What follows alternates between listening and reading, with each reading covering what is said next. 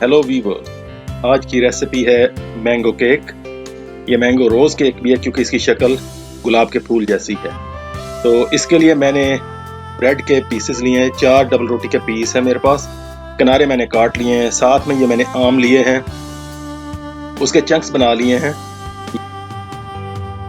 इसको मैं ब्लेंडर में डाल के इसकी पेस्ट बना लूँगा चीनी के साथ। ये देखें,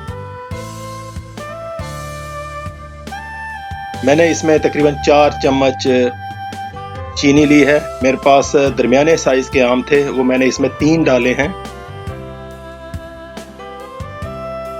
यही पेस्ट मैं बाद में क्रीम के अंदर या मलाई के अंदर भी मिक्स करूंगा।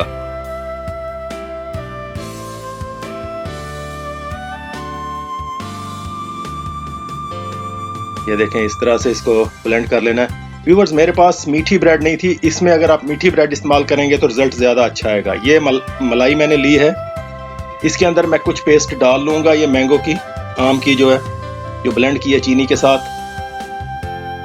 और फिर मैं ब्रेड के ऊपर जो सादा है वो और ये मिक्स करके लगाऊंगा आपके सामने अभी।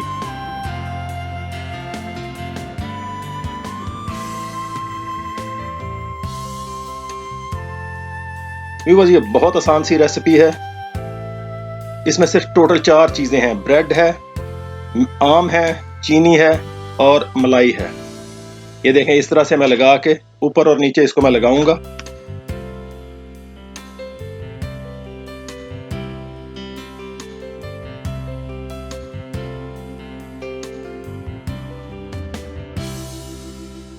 ऊपर और नीचे दोनों तहों में इसको लगाते रहना है इस तरह से।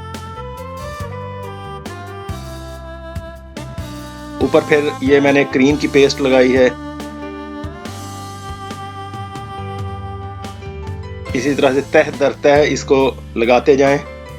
आप इसको चाहे 4 का बनाएं, 5 का बनाएं, 6 का बनाएं। मैंने 4 का बनाया है, इसको 4 स्लाइसेस का। फिर ये जो बाकी थी वो मैंने साइडों पर और ऊपर ये सारी क्रीम मैंने इसको लगा दी है।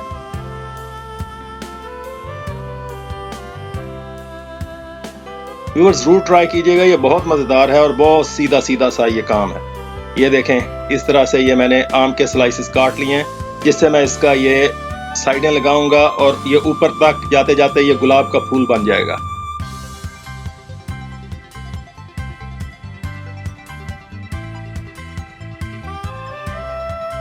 इस तरह से लगाते जाएं काट काट के। आम थोड़े सख्त होने चाहिए, नरम आम ना लीजिएगा। कोई से भी आम ले लें, एक तो उनके अंदर रेशे ना हो और दूसरा वो नरम ना हो, सख्त आम होने चाहिए। इस तरह से आप बनाते जाएं, ये ऊपर तक खुद ही गुलाब की शक्ल बनता जाएगा। जब ये मुकम्मल हो जाए, इसको फ्रिज में रख दीजिएगा ताकि ये अच्छी तरह से ठंडा हो जाए और इसको फिर एंजॉय कीजिएगा।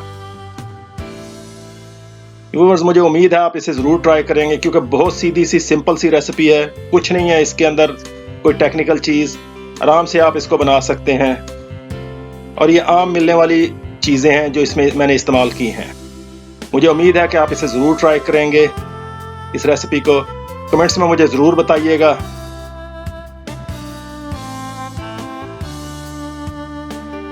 व्यूअर्स, इस रेसिपी को ज़रूर लाइक कीजिए, शेयर कीजिए और प्लीज़ मेरे चैनल को सब्सक्राइब कीजिए और कमेंट्स में इस रेसिपी के बारे में ज़रूर बताइए। Thank you.